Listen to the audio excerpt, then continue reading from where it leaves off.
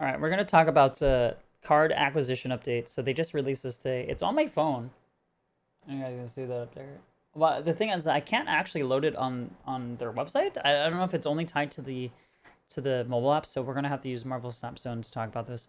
But basically, they did make a post about this. So this was not just the series drop, but it was also tied to, acquiring new cards, which I think there's some good changes here. So we're going to go over them. It says the next few months are going to be truly epic for Marvel Snap. We have a new mode coming next month called Conquest. Marvel Snap on Windows continues to get polished and prepared for its global launch. And lastly, we're dreaming up ways of improving the fun of getting new cards. We've seen a lot of questions and feedback about how we introduce new cards to Marvel Snap. With our next patch on the horizon, we'd like to share some updates about our plans to improve how you acquire new cards. Our goal over the next few months is to find ways for more people to get the chance to play with new cards more often. Great. Okay, flexible series release. We've heard many players express that releasing every new card in Series 5 is interfering with their ability to get excited about those releases. I definitely agree with this, unless you're paying like a lot of money or you have, a lot of tokens saved up. You can't ever play these cards. We don't want you to feel pressure to wait for series drop in order to enjoy that content. We'd like you to be able to play with new cards each month. Our goal Sorry, just move this. Our goal is to make all new card releases feel exciting, accessible, and impactful in Marvel Snap. In our future seasons, we'll be experimenting with releasing some cards directly into Series 4, starting with 2 cards released to Series 4 in June. We believe releasing some cards at lower token costs will increase accessibility and excitement for new cards released each week. We'll be listening to your feedback to find the right balance between Series 5 versus Series 4 card releases. I kind of like this change. I don't think it's huge, but I do like it. Flexible series drop. In addition to modifying the release series for some cards, will also be taking a look at the series drop cadence for cards. Currently, all cards on the same schedule starting in Series 5 currently all cards are on the same schedule starting in Series 5, dropping to Series 4, and eventually Series 3. However, the reality is not all cards are created equally, appealing to players. Going forward, we're going to exercise more flexibility in what card drop series and when. Sometimes this means preserving the series of a card, such as the case with Thanos and Galactus. Other times this means we may drop a card from Series 5 just directly to Series 3 because we simply want more people to experiment with it. We may even skip a monthly series drop entirely when the meta looks fun and healthy. I think that's what they're doing here with Null and we're talking about Null and Darkhawk not dropping. I think it's because they like the meta where it is right now, and they're worried that, again, if they drop Null and Darkhawk, it will destroy the meta. Or at least it will be very, very push to the Null and Darkhawk side. These decisions will be made on a card-by-card basis based on data and player feedback instead of applying a blanket rule to all cards. In our upcoming patch, we're dropping more cards into Series 3 than we ever had before. In addition, some more impactful cards are staying in their current series for longer than expected. There are some fun cards in the drop. I hope you enjoy it. So we talked about this in the previous video. Basically, what's dropping from 5 to 4, Master Mold, Negasonic, Nimrod, nothing too crazy. And then cards staying in Series 4 are Darkhawk and Null, huge cards. Shauna, not very good. We've been playing with her, but she's okay. Stature is very good in the current meta as well, so that's why I think they're keeping her there. And then Zabu, insanely good. And MODOK, very good as well in the current meta. So all these cards are very strong. I think Shauna is by far the weakest out of all these cards. However, they're all very strong in their own right. Cards dropping from Series 4 to 3, Sentry, very good card, actually, with especially the Junk Viper deck. Silver Surfer, very strong, even though he was nerfed. Dazzler, Shadow King, Sauron, and Ghost. So out of these two, I would say, or out of these group, I would say Silver Surfer probably the strongest. Sentry, maybe up there. And then Sauron's still decent in a Shuri deck. Okay, Series 3 card acquisition. In a previous patch, we made a few changes for Series 3 players that greatly increased their token rate and introduced the free seasonal Choose Your Card section. This made new card releases more accessible to these players and ultimately resulted in more cards being collected. But we've heard feedback that some players would still like the flexibility to use tokens for Series 3 cards. In addition to the Choose Your Card section, we're adding a new way to collect Series 3 cards. In our June patch, we're updating the token shop to include a new section, Series 3 Mystery Card. This option will be available for 1,000 tokens and can be purchased anytime you have enough tokens and unknown Series 3 cards. I don't know how I feel about this. Paying 1,000 tokens for a random Series 3 card, I don't think is ever worth your tokens, to be completely honest. I think they're just trying to get people to spend their tokens instead of hoard them more. But I would say this is fine if you maybe only have a few more Series 3 cards to acquire. Like, say you only have 3 to be Pool 3 complete, or you have 2 or something like that. Or even 1, you just spend your 1,000 and you just get it done. You don't have to open like 5 reserves or so, or 4 reserves on average. If you just wanted to get that out there and you just didn't want to have to open your reserves. I don't think, I'm gonna be honest, I don't think this is a very good change. I understand what they're doing, but I don't really think it's great. More ways to earn tokens. Over the last couple of months, we've been making adjustments to increase the rate players are able to acquire tokens. We think there are more improvements to be made here. In the next few patches, we'll be introducing a couple more features that will reward more tokens to more players. Our goal is that with these new features increasing the flow of tokens, players will be able to purchase more new cards more frequently.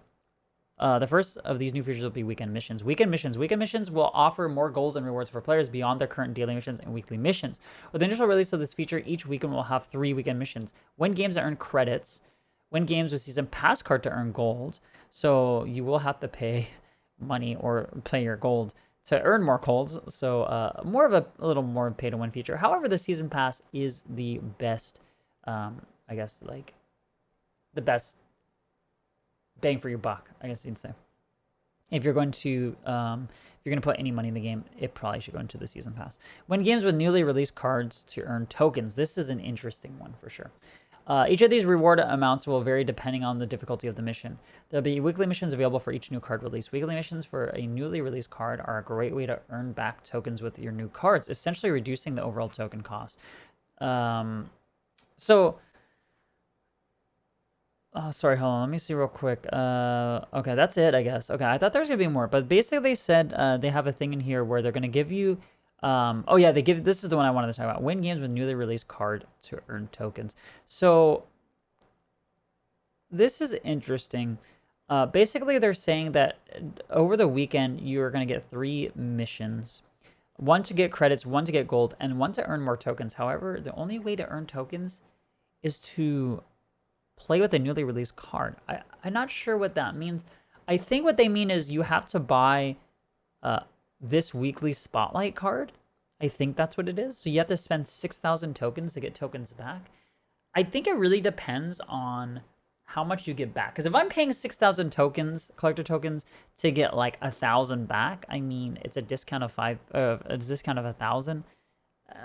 That doesn't seem very good, honestly. And I cannot see them giving you more than like 1,000 tokens on that weekly mission. I don't think that's very good. Now, if it said something like win games with newly acquired cards spent with tokens to earn tokens, I think that'd be extremely good. I think that would be very healthy for the game. And what I mean by that is if you were to pay, say, 5,000 for this ultimate variant and you play with the ultimate variant to complete that weekly mission, or you spend like 4,000 for a series 4, or you even spend 1,000 tokens for the random series 3 card, the mystery card, and you play with that to win tokens back. I think that would be very healthy, because honestly, like acquiring pool 3 cards, expediting that, I don't think is a bad thing. And I think as it sits, 1,000 tokens for a random card is just not a good investment.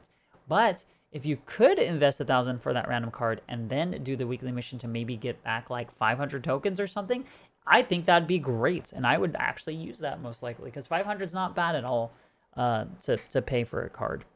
So I really hope they do rework that or look at that, or maybe I'm just misinterpreting it. But I really do feel like if you have to like pick I don't know what newly release means. Maybe it just means anything that dropped into pool 5. But even though everything is dropping in the pool 5, they said they're going to drop things in the pool 4. Unless you're getting a good percentage back of those tokens, of the 6,000 tokens, I just don't see how that's going to incentivize people to buy them over the people, who are already just putting in their tokens and spending money like for these new cards every week, For those who are doing that, they're going to keep on doing that. It doesn't really matter how much incentive they're going to, they have.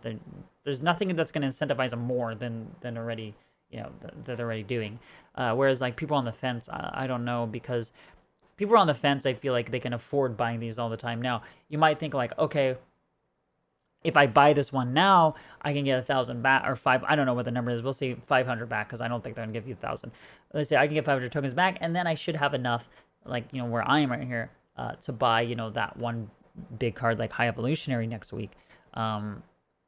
Maybe for those people, yeah, it could persuade them to invest into that 6,000 token card. But for those who don't have a lot of tokens, those are putting money into the game, or those who are putting very little money into the game, I don't see how that's going to help at all for the card acquisition thing. So excited for, you know, how they do the weekly missions for sure, but in terms of like the new card acquisition stuff, um, kind of a flop in my opinion. I think they could do more. I think the season 3 random thing is kind of a I'll be honest, kind of slap in the face. You know, honestly, like pay 1,000 of your tokens to get potentially like a terrible pool 3 card.